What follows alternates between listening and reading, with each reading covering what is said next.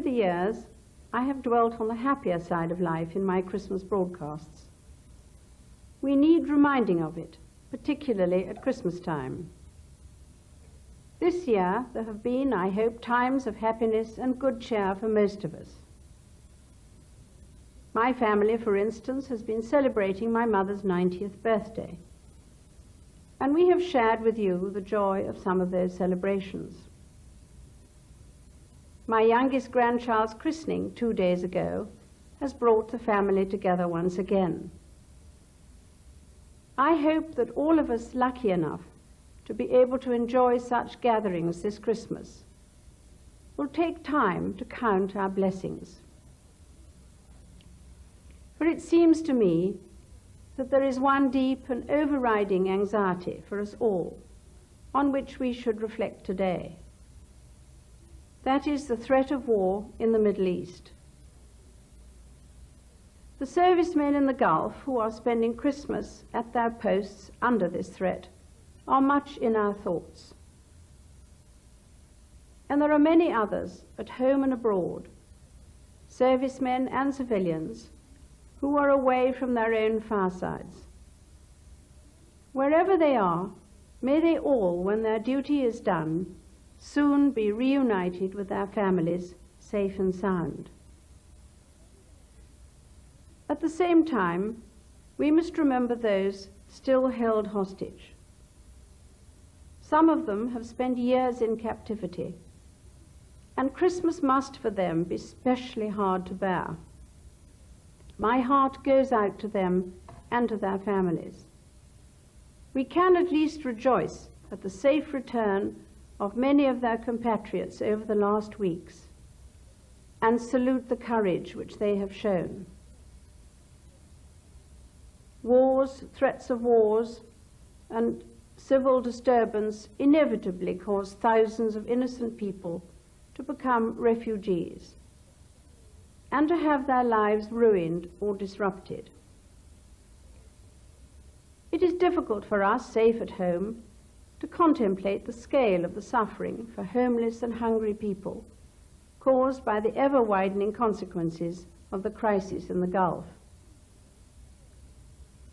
The invasion of Kuwait was an example on an international scale of an evil which has beset us at different levels in recent years. Attempts by ruthless people to impose their will on the peaceable majority.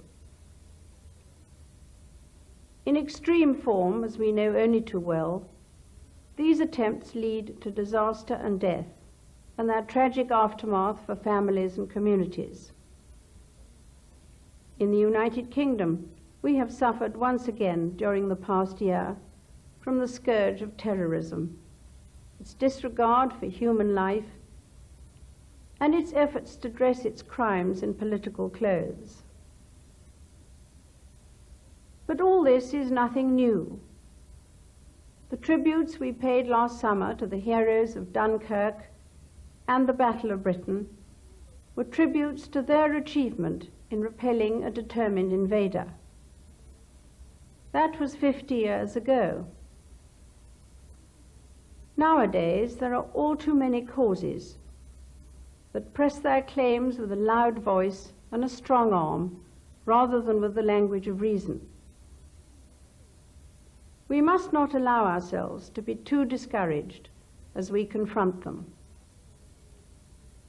Let us remember that Christ did not promise the earth to the powerful. The resolve of those who endure and resist these activities should not be underestimated.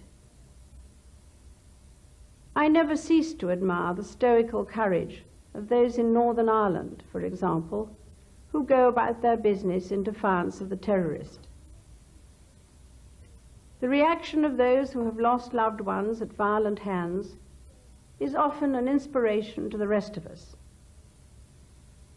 Then again, I, like many others, was much heartened by the virtually unanimous opposition of the international community to the unprovoked invasion of Kuwait, and by the speed with which moves were made to try to relieve the plight of the innocent victims.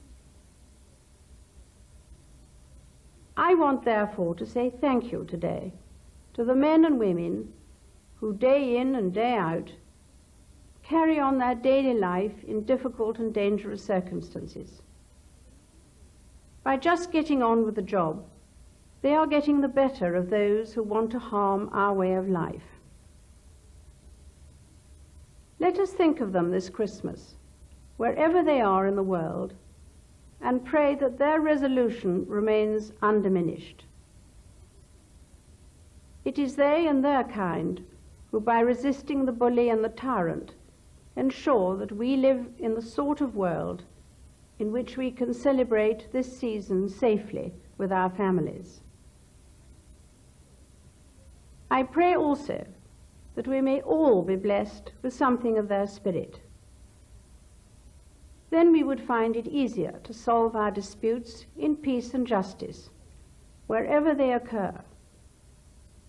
And that inheritance of the earth which Christ promised, not to the strong, but to the meek, would be that much closer.